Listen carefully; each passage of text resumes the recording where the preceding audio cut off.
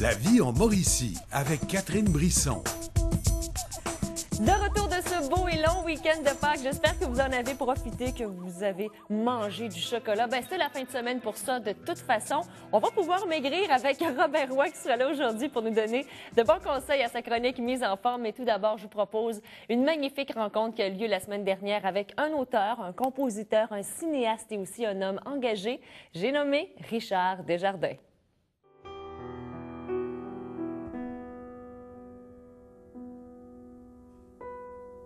J'ai pris vraiment le temps de le faire, puis j'ai essayé de pousser un peu sa poésie. Je me considère plus comme un parolier, les chansons. La poésie, c'est un univers ça, qui m'est, je dirais pas inaccessible, mais difficile. Puis j'ai essayé un petit peu de pousser là-dessus. J'ai écouté beaucoup de choses, de poèmes, de chansons que je trouvais magiques, mais que je comprenais pas nécessairement. Fait que j'ai poussé un peu là-dessus. J'ai pris mon temps. J'ai pris le temps aussi de camper mes personnages pour avoir vraiment... voilà. Mais c'est ça exactement ce que j'allais dire, parce que vos chansons, à mon avis, c'est comme des petites histoires avec vraiment un développement, et on s'attache à ces personnages. Je pense entre autres aux deux pétards. Moi, je les voyais tout de suite dans le bar, je voyais tout de suite l'imaginaire, l'environnement et tout. Est-ce que c'est ce que vous voulez montrer quand vous faites une chanson? Est-ce que c'est vraiment une histoire que vous voulez rencontrer ou un message? Oui, souvent. C'est mon ex-guitariste, avec qui j'ai travaillé, mon guitariste et Grandmont, il avait vraiment saisi, il dit, ce qu'il faut essayer de faire, c'est du cinéma pour aveugles. Puis, tu sais, des fois, quand ta tourne est bonne, ta chante, les gens sont en avant de toi, il n'y a pas de film, il n'y a pas de popcorn, puis tout le monde sont dans la vue bien raide, tu sais. Fait que c'est ça faire une bonne tourne, tu sais. Ça fait qu'il faut que ça soit une histoire aussi, tu sais. J'aime beaucoup travailler avec des objets, tu sais. Pas trop de concepts abstraits ou quoi.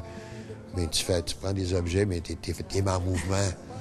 Il y a Claude Fradette qui a réalisé l'album, qu'il faut en parler parce qu'on sent quand même sa signature sur l'album dans le sens où il y a vraiment un enrobage sur cet album et c'est uniforme de la première à la dernière chanson. Ah oui, c'était un travail formidable, je trouve.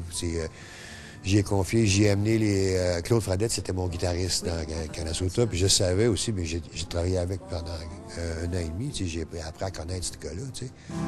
On la voit souvent seule, pourtant bien des hommes la veulent. Elle vit de rêve et d'espérance. Elle prie pour faire tourner sa chance. On sent vraiment qu'il y a un travail sur l'existoire et ça, c'est tellement l'un des plus beaux mots. J'ai l'impression que dans 2 ans, le petit Larousse ou le petit Robert vont vouloir l'avoir dans leur dictionnaire. Il faut que vous me disiez... trouver une définition, là. Là, c'est ça que j'allais vous demander parce qu'en fait, on parle d'existence, il y a un mélange de plusieurs mots là-dedans. Histoire, territoire, ex... On pourrait même en inventer, nous aussi. Oui. Puis il y a même quelqu'un qui me dit... l'existoire, c'est comme la version terrestre de Purgatoire. J'ai trouvé ça pas mal. C'est songé, ça, oui. Ouais, on va lancer un concours, puis dans un an, on donnera une définition, puis on l'enverra au dictionnaire. Monsieur Desjardins, vous avez beaucoup, bien sûr, milité pour la forêt boréale. Vous êtes un homme qui tenait beaucoup à cœur l'environnement dans vos gestes aussi de tous les jours. Évidemment, ici en région, on a un problème qui s'appelle le gaz de schiste. Il y a tout un débat présentement de société. On vous a pas beaucoup entendu parler là-dessus. Est-ce que c'est un sujet qui vous préoccupe présentement? J'ai pas d'affaires, il y a bien du monde qui s'en occupe, là. Oui, ça, vous avez raison là-dessus.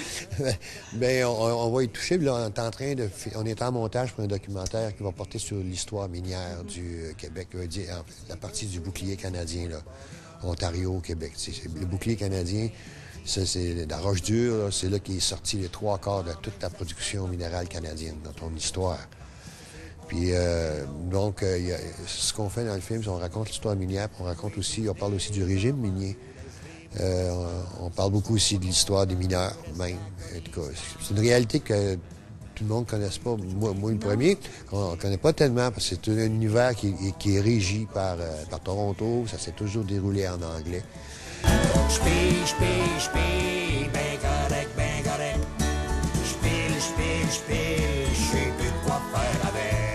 De toute façon, certainement qu'on va pouvoir s'en reparler. Le documentaire est en montage présentement, donc c'est en parallèle avec la sortie de l'album, les spectacles à venir aussi. Richard Desjardins, il y a toujours le site Internet où on peut avoir plus de détails, soit sur l'album, les dates de spectacles à venir l'an prochain et tout. Il est tout à retaper. Tout Oui, il est magnifique, il est très beau. Merci beaucoup, Richard Desjardins. Ça a été un plaisir. Merci.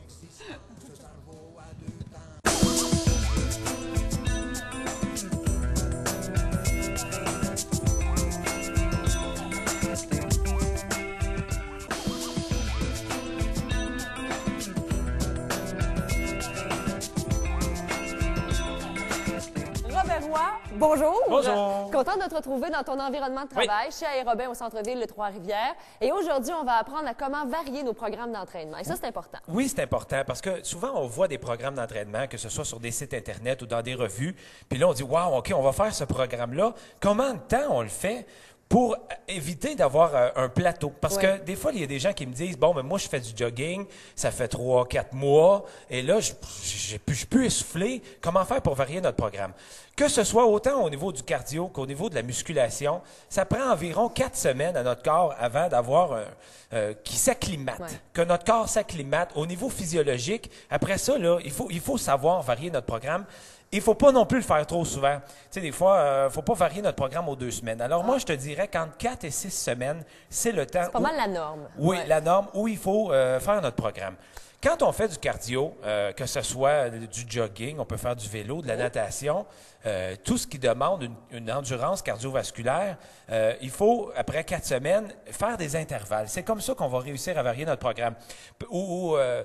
Parce que des fois, on fait toujours le même chemin. Quand on fait, je vais prendre l'exemple sur le jogging, quand on fait du cardio, on fait notre 5 km, puis on passe toujours par la même place. Oui, c'est ça, par les mêmes rues, puis ça devient redondant aussi. Ça devient redondant, puis notre corps, il sait ce qui s'en vient. Alors, faisons le trajet en sens contraire, par reculons, là, mais en sens contraire, où pendant 4 minutes, on court à notre vitesse normale, et pendant 30 secondes, on fait un intervalle rapide. Et là, on revient ensuite à notre rythme normal. Puis ça, c'est pour le vélo, c'est pour tout le patin à roue alignée aussi, parce que là, on va sortir à l'extérieur, on va faire plein d'activités. Alors, pensez-y, quand ça fait 4 semaines que vous faites la même activité, au niveau du cardio, coupez en intervalles. Fait que c'est comme ça que vous allez réussir à pas atteindre votre plafond. Et aller surtout un petit peu plus loin, un petit peu plus haut. Quand on s'entraîne, c'est ça qu'on veut. On veut des résultats. Donc, si on ne met pas l'effort non plus, quand ça commence à être trop facile, dites-vous que c'est le temps de changer aussi votre programme. Tu as tout à fait compris. Et là, on va faire ça, la même chose avec la musculation. Avec moi? Oui. Alors, tu vas t'asseoir et tu vas placer tes 2 genoux par-dessus. Je vais vous montrer 3 façons. Tu peux t'appuyer le haut du dos. Ah, t'es bien, là? Ah, magnifique! C'est bien, je vais te faire travailler. Quand on s'entraîne musculairement, souvent, qu'est-ce qu'on va au début? Tu vas prendre les 3 livres. Hein, je te ferai pas trop travailler non, fort. Ça va bien. Et tu vas pousser et monter, descendre tes pectoraux. Oui, comme ça. Vas-y tranquillement. On fait 3 séries de 15 à 20 répétitions. Ça, c'est pour les filles. Les gars, on en fait toujours un peu moins parce qu'on met toujours un peu plus de charge. Mais dans le cas des filles, on va dire que tu en fais 15. Alors, on continue. Puis, tu prends, quand tu as terminé ta première série, tu prends une pause de 30 secondes à 1 minute, tu refais une deuxième série. Fais-moi-en quelques-uns. On va faire semblant que tu fais 3 séries. Et la dernière de tes séries, tu veux que ta dernière répétition soit la plus difficile. Je veux dire que la 3e série, le dernier 15 que tu vas faire, il faut que ça soit difficile. Alors, l'augmentation de la charge, quand on fait un programme d'entraînement, il faut que la dernière répétition soit très difficile. Ça, c'est pendant notre 4 semaines. Peu importe l'exercice que tu vas faire, tu vas vouloir faire 3 séries. Parce que tu ne veux pas trop que ça soit compliqué dans ton programme. Tu vas dire, OK, je focus sur 3 séries de 15, that's it. Il faut que ma dernière répétition soit plus difficile. Quand ça va faire 4 à 6 semaines, tu vas vouloir modifier ton programme d'entraînement. Alors, ce qu'on va faire à ce moment-là, tu vas te recoucher, tu vas faire... J'écoute, moi, je voyais. Oui, tu vas faire une première série de 15, encore, fais quelques... Puis ça peut être pour les jambes, là, ça peut être pour l'arrière des cuisses, ça peut être pour n'importe quel exercice. Tu fais une série de 15. Oui. La deuxième, tu fais une série de 10 avec plus de charge. Alors là, encore une fois... Tu vas augmenter. Là, on change la façon de s'entraîner. Et okay? on termine avec... Et tu termines avec une 8 répétitions. Oh, ça va bien avec mon ensemble en plus. Avec là, beaucoup plus de charge. Là, aujourd'hui, on a pris 3, 5 et 8 livres, mais ça peut être 10. Oui, un dernier. Non, c'est trop lourd. Et quand on a... Attention, faut que tu te recouches, ma chère. Pas plus lourd. Attends, okay. non. Quand on a fini nos 8 répétitions, la dernière série, on reprend une petite charge et là, on en refait le plus possible. Tu vois, alors ça, c'est ce qu'on appelle la confusion musculaire. c'est qu'il ne faut pas que ton muscle s'attende à ce que tu vas y faire faire. Alors, autrement dit, quand ça fait 4 à 6 semaines que tu fais de la musculation, au lieu de faire 3 séries de 15, ton corps, il sait qu'il va en faire 15. Là, tu fais 15, 10, 8, puis la dernière, tu enlèves un peu plus de charge, puis là, tu y vas avec la résistance musculaire pour fatiguer ton muscle. Surprenez votre corps dans les prochaines semaines. Ah, on pourrait dire ça aussi. Ben oui, c'est ça. Oh, t'as fait un saut. Alors, cardio et muscu, ça marche pas pour les deux. Ouh, hey, là, tu viens d'accélérer mes fréquences cardiaques. C'est une technique pour s'entraîner. Non, je suis dur à surprendre. Oui, je sais. Hey, merci beaucoup, Robin. T'es super fin. Hey, Robin.net pour d'autres conseils avec notre super ami, Robin Roy. Merci. Je vous invite à revoir les émissions de La Vie en Mauricie sur notre site internet hm.tva.ca. Également, faites vos commentaires sur Facebook ou encore Twitter. Passez un bel après-midi. Nous, on se retrouve demain 13h30 pour une autre édition de La Vie en Mauricie. Portez-vous bien. Salut!